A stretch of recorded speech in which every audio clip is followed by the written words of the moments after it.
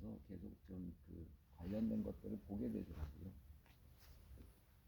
그리고 그 흐름 속에서 기도를 저희들이 또 이어서 가져가야 된다는 마음이 좀 있습니다. 그래서 여기서 좀 기도를 바꾸고 하면 좋겠다 생각을 했는데, 그 일본과 저희 역사가 생각보다 되게 감추어진 깊이가 깊더라고요.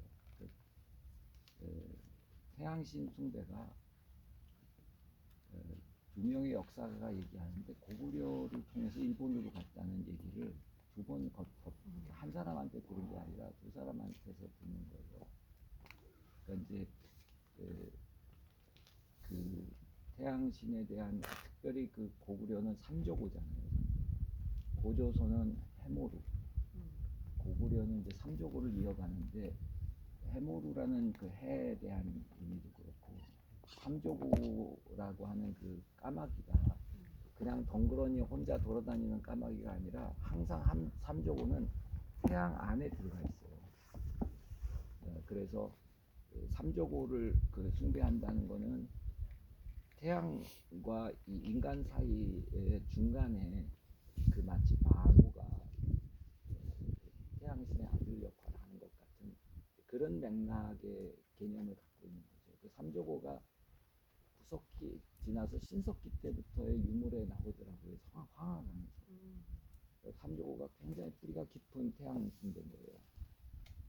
그러니까 이제 사실은 그 미무로 우리가 흔히 얘기하는 이제 그 맥락에 거의 비슷한 시대라고 할 수 있는, 기원전 4000년 정경에 나타나는 유물에 삼조고 태양이 있는 거예요. 그러니까 근데 이게 이제 한나라 때까지 오다가 중국에서는 삼조고가 사라져요. 그거를 이어가는 게 고구려예요. 고조선을 통해서 고구려예요.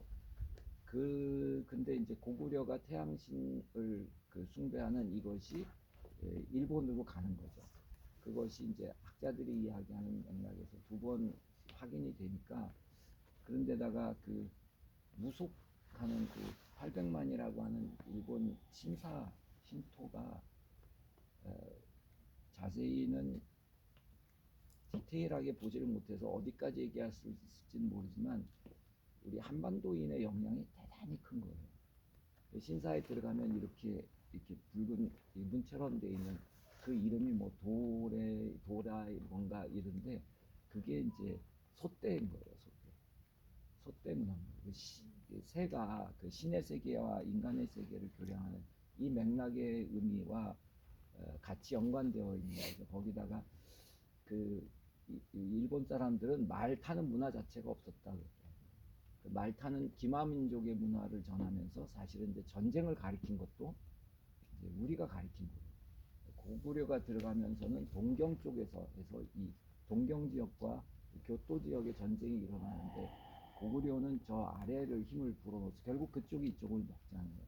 이쪽에서 제일 먼저 들어간 거는 이제 그 가야라고 하는데, 가야에서 제일 먼저 가서 일본의 여왕이 됐다고 하는 그 사람 이름을 이렇게 바꿔치기 했는데, 그 무슨 공가 하는 그 여왕의 이름이 중국 문서에 있고 우리나라 문서에 있는 거예요.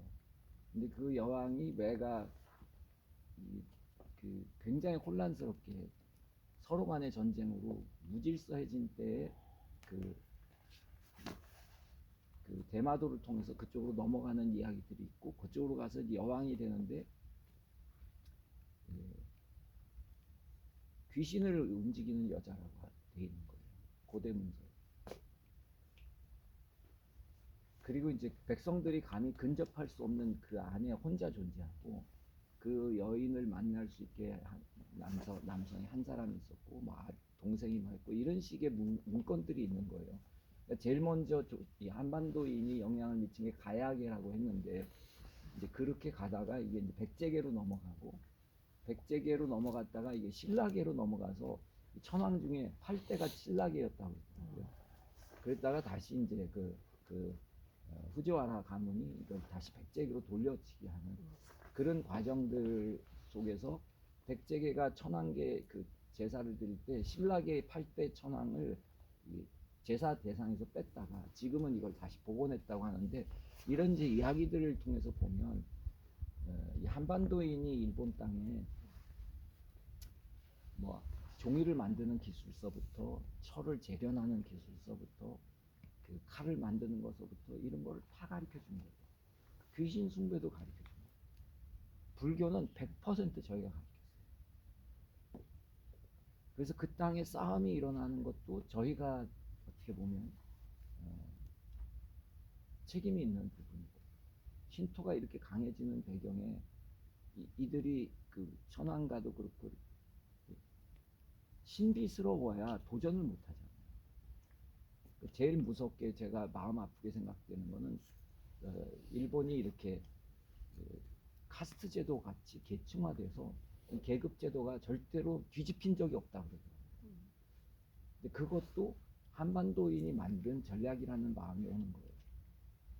감히 뒤집지 못하게. 그래서 예를 들어서 천황 가문의 아들들 중에서 그 왕계를 이을 수 없는 변방 이렇게 그 방계 자식들은 이제 그 사무라이들이 되고, 그래서 사무라이 중에 왕족들이 있는 거고, 그렇지 않은 그룹들도 있고, 그렇지만 이제 그들이 이제 상층부를 장악을 하고 있는 거죠. 그래서 쇼군에게 한 영주가 이게 뒤집어 본 적이 역사 속에 없는 나라인 거예요. 그 긴 역사 속에 그걸 불가능하게 했는데, 예를 들어 이렇게 영주가 잘못을 해서 그 영주 때문에 백성들이 너무 도탄에 빠져서 그것을 개선하려고 했을 때 쇼군한테 탄원서를 넣는 거예요. 그러면 쇼군이 마차를 타고 갈 때 탄원서를 던져서 쇼군이 보게 해서 쇼군이 보고 그것을 그 영주에 대한 문제를 문책하고 다루게 되면 그 문제는 해결이 되는데, 대신에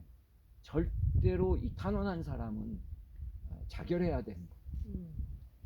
감히 계층을 도전한다는 건 허용은 되지만 그것에 대한 대가를 반드시 지불시켜서, 일본이라는 시스템이 1500년 동안 한 번도 계층이 이동해 본 적이 없는 이런 시스템을 구축했더라고요. 그 제일 상층부에 신비스럽게 존재하는 그 안에 어떤 신적인 개념들을 다 집어넣는데, 그리고 뭐 그 왕가 중에서 뭐 억울하게 죽은 사람이 있으면 신사에서 끝까지 그것을 지키잖아요. 그러니까 역사를 다 헤집어낼 수 있게 신사들이 다 갖고 있는 거예요, 역사들을. 그래서 이게 진짜 그 신사참배나 저희한테 근대화론이라고 이렇게 전했던 문명이나 이게 우리가 일본에게 한 짓이 그대로더라고요. 그걸 우리가 그대로 받은 거더라고요. 그래서 이거에 대한 그 하나님의 마음이 진짜 전적인 이 책임을 하나님 우리에게 물으신다는 마음이 들고, 그래서 저희가 부흥을 붙여야 되는 영적인 책임이 우리에게 있다라는 마음이 이제 더 이해가 되는 거예요. 그래서 가는 마음의 무게가 되게 지금 무거운 그런 마음에 있어서, 이번에는 좀 기도들을 해주시면 저희들이 기도를 받고 갔으면 좋겠다. 안으로 들어오시죠, 목사님. 네.